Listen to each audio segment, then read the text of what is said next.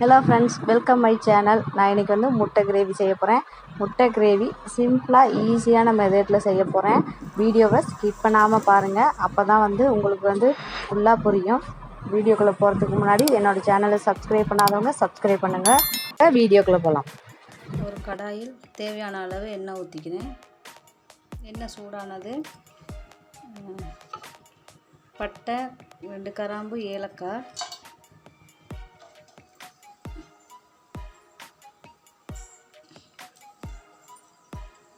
அரை ஸ்பூனு ஜீரகம்,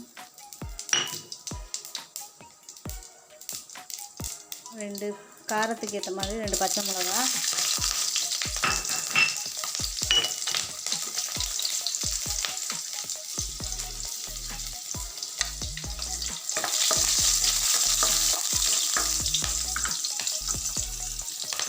ரெண்டு சின்ன வெங்காயம் சின்னதாக கட் பண்ணி வச்சுருக்கேன்.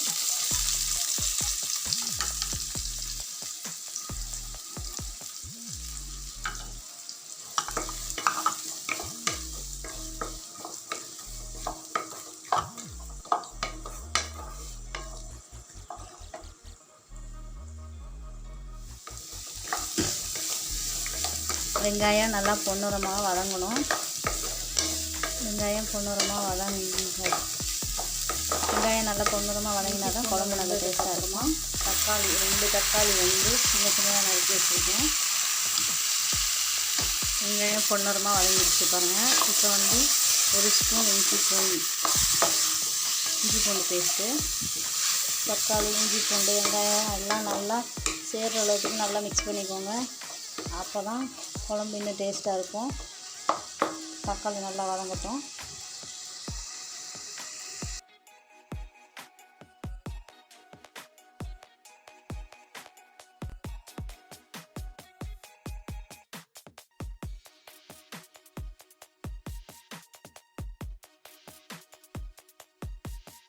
வெங்காயம் தக்காளி எல்லாம் நல்லா வதங்கிடுச்சு. வந்து நம்ம இதில் மசாலா சேர்த்துக்கலாம்.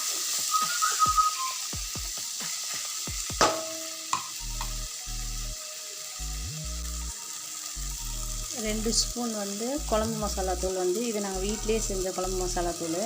இது மட்டும் 2 ஸ்பூன் சேர்த்துக்கிறேன். காரத்துக்கு ஏற்ற மாதிரி சேர்த்துக்கிறேன். நீங்களும் காரத்துக்கு ஏற்ற மாதிரி சேர்த்துக்கோங்க.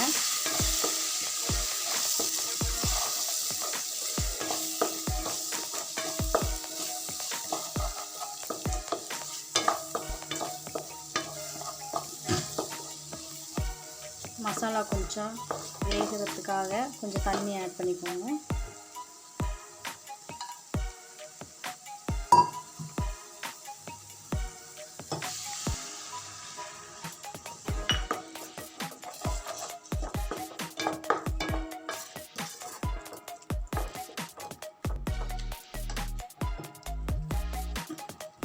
தேவையான அளவு தண்ணி சேர்த்துக்கிறேன்.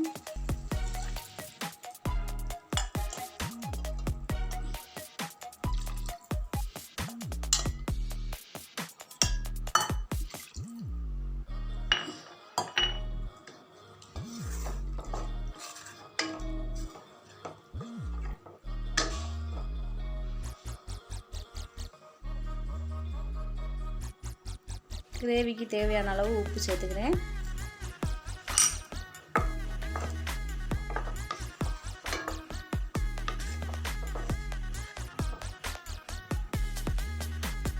கிரேவி நல்லா கொதிக்கட்டுங்க.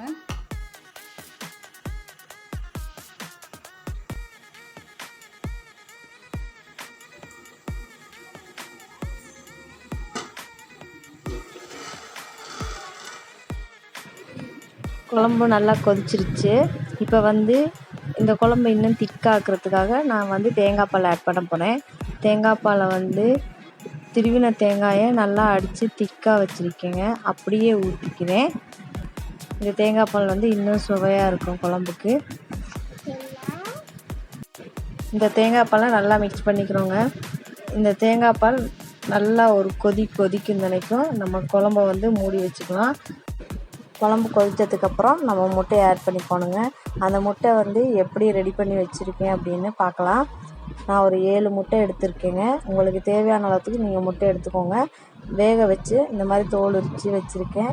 இந்த முட்டையை சுற்றி அங்கங்கே 4 கீறிட்டு இதில் வந்து மசாலாவில் போட்டு ரோஸ்ட் பண்ணி எடுக்கணுங்க. முட்டை ரோஸ்ட் பண்ணுறதுக்கு ஒரு கடாயில் வந்து தேவையான அளவு எண்ணெய் ஊற்றிக்கிட்டு 1/4 ஸ்பூன் மஞ்சள் தூள், 1 ஸ்பூனு மிளகாய் தூள், கொஞ்சோண்டு பெப்பர் போட்டு நல்லா ரோஸ்ட் பண்ணிக்கோங்க. இருந்து கிரேவி நல்லா ரெடி ஆயிடுச்சு.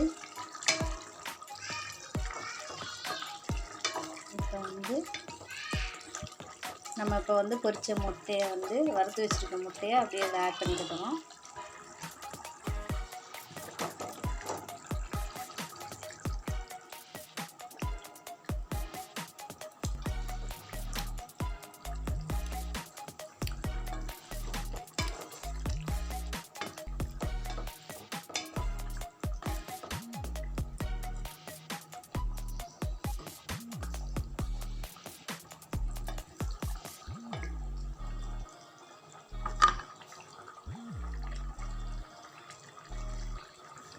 அவ்வளோதாங்க, சூப்பரான முட்டை கிரேவி ரெடி ஆயிடுச்சு.